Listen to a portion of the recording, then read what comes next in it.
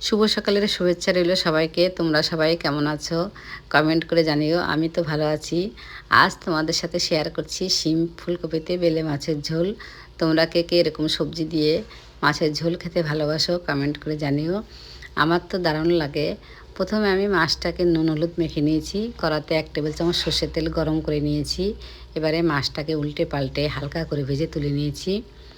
ওই তেলের মধ্যে একটু কালো জিরে ফোড়ন দিয়ে পেঁয়াজ কুচি দিয়ে ভাজা ভাজা করে নিয়েছি। আমি এখানে একটা পেঁয়াজ কুচি দিয়েছিলাম। আলু ফুলকপিটাকে দিয়েও কিছুক্ষণ কষিয়ে নিয়ে শিমটাকে দিয়ে দিয়েছি, দিয়ে আরও কিছুক্ষণ কষিয়ে নিয়েছি। পরিমাণ মতো নুন, হলুদ, কালারের জন্য অল্প কাশ্মীরি মির্চ আর 1 চামচ আদা কাঁচা লঙ্কা বাটা দিয়ে একটু কষিয়ে নিয়ে অল্প জলও দিয়ে দিয়েছি, যাতে মশলাটা লেগে না যায় আর মশলাটার কাঁচা গন্ধ যাতে চলে যায়। এবারে পরিমাণ মতন গরম জল দিয়ে ঢাকা দিয়ে কিছুক্ষণ রান্না করে নিয়েছি, যাতে সবজিটা সেদ্ধ হয়ে যায়।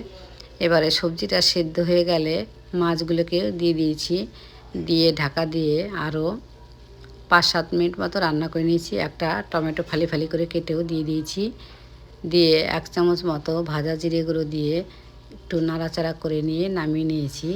তাহলেই রেডি আমার দারুণ স্বাদের আলু ফুলকপি আর শিমে বেলে মাছের ঝোল।